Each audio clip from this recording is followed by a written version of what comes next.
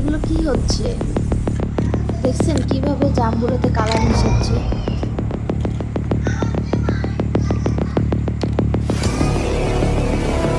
দেখছেন যে এটাতে 2 কালার দিয়ে দিল।